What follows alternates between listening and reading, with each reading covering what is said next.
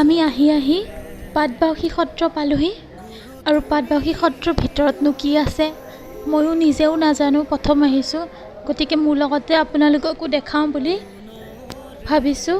গতিকে ভিডিঅ'টো শেষলৈকে চাই থাকিব। সত্ৰৰ ভিতৰত সোমাই আহিয়ে যি ধুনীয়া সেউজীয়া পৰিৱেশ, বহুত ধুনীয়া লাগিছে। দিনত অহা হ'লে হয়তো আৰু উপভোগ কৰিব পাৰিলোহেঁতেন, কিন্তু একো নাই, ৰাতি আহিছোঁ যদিও অকণো বেয়া লগা নাই। বহুত ধুনীয়া পৰিৱেশ, আপোনালোকেও দেখাবলৈ চেষ্টা কৰিছোঁ, চাওক। আমি আচলতে এতিয়া বন্ধ কৰি দিব বুলি ভাবিছিলোঁ আৰু বন্ধই কৰি দিয়ে এনেই ইমান সময়, কিন্তু এতিয়া ভাগৱত পঢ়ি আছে যে সেইকাৰণে হয়তো খোলা আছে আৰু খোলা পাই বহুত ভাল লাগিছে মনটো। পাটবাউসী সত্ৰ শ্ৰীমন্ত শংকৰদেৱে প্ৰতিষ্ঠা কৰা। এই সত্ৰলৈ যদি আপোনালোকো আহিব বিচাৰে আহিব পাৰে। বৰপেটাৰ মূল নগৰৰ পৰা 2 কিলোমিটাৰ আঁতৰতে আছে এই সত্ৰ। আহি আপোনালোকেও দৰ্শন কৰিব পাৰে।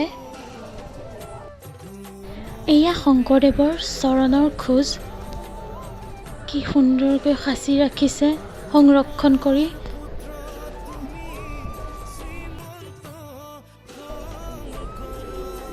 আৰু এয়া হৈছে সাঁচিপাত, শংকৰদেৱে নিজেই লিখা সাঁচিপাত।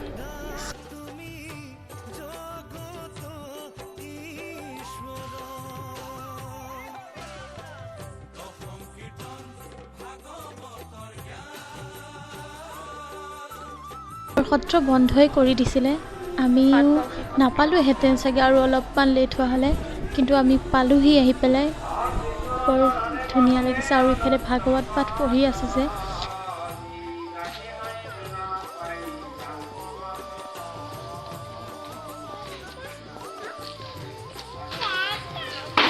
শংকৰদেৱৰ দ্বিতীয় পত্নী কালিন্দীয়াৰ বাসগৃহলৈ যাওঁ ব'লক, তাতো বহুত বস্তু সংৰক্ষণ কৰি ৰাখিছে।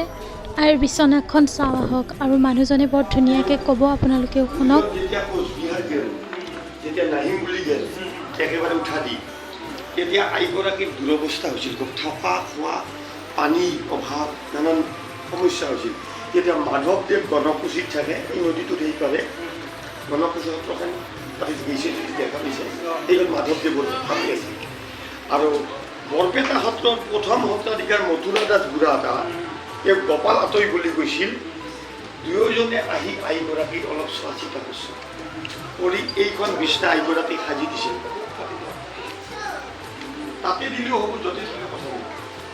এইখন বিছনা গোপাল আতাই আৰু মথুৰা দাস বুঢ়া এটা, গোপাল আতা মানে মাধৱ মহাপুৰুষে আইজনী থকাৰ কাৰণে এইখন বিছনা সাজি দিছিল।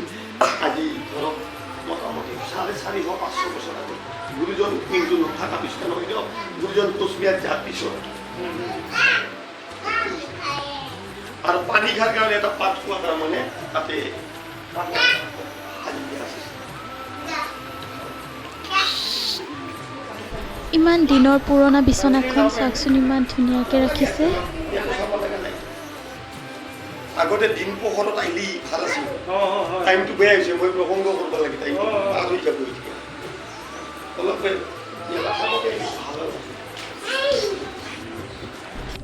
আমি এতিয়া ইয়াৰ পৰা ওলাই আহি এতিয়া যাম শংকৰদেৱে পানী খোৱা কুঁৱাটো, আপোনালোককো দেখাবলৈ চেষ্টা কৰিম। চাওকচোন, এইটো হৈছে শংকৰদেৱৰ পানী খোৱা কুঁৱা। আগতে এইবিলাক চিমেণ্ট বালি ওলোৱা নাছিলতো, কুমাৰৰ পাতৰ এই কুঁৱা, এনে ৰিং কিছুমান আছিল, এনে সূৰ্যলে কৰি মানে এইবিলাক ৰিংবিলাক কৰি কৰি কুঁৱা দিছিল, মাটিৰ কুঁৱা। এইটো কুঁৱা মাটিৰ তলতে আছিল। 1988 চনত এটা ভূমিকম্পত কুঁৱাটো দেখা দিছিল। এতিয়া এইখিনি প্লাষ্টাৰ কৰি থৈ দিছে।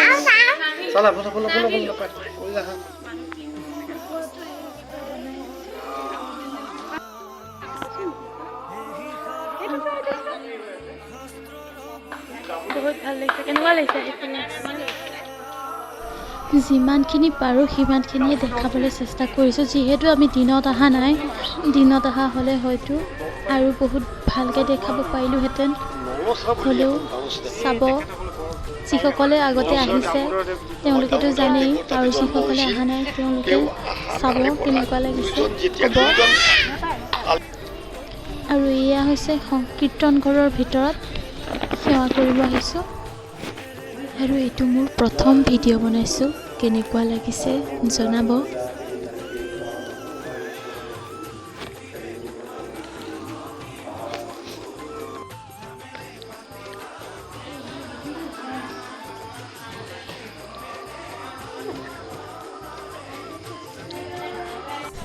এয়া হৈছে শংকৰদেৱে কাপোৰ ধোৱা শিল, ইমান সুন্দৰকৈ সংৰক্ষণ কৰি ৰাখিছে, সঁচাকৈ বৰ ভাল লাগিছে আহি। আৰু যিমানখিনি পাৰোঁ সিমানখিনি দেখাবলৈ চেষ্টা কৰিলোঁ, আৰু হয়তো বহুত কিবা কিবি থাকিও যাব পাৰে, ৰাতি অহাৰ বাবে হয়তো আৰু নোৱাৰিম। ভিডিঅ'টো এতিয়ালৈকে যিসকলে চাই আছে তেওঁলোকক অশেষ ধন্যবাদ। ভাল লাগিলে লাইক, কমেণ্ট আৰু ছাবস্ক্ৰাইব কৰি দিব। Thank U.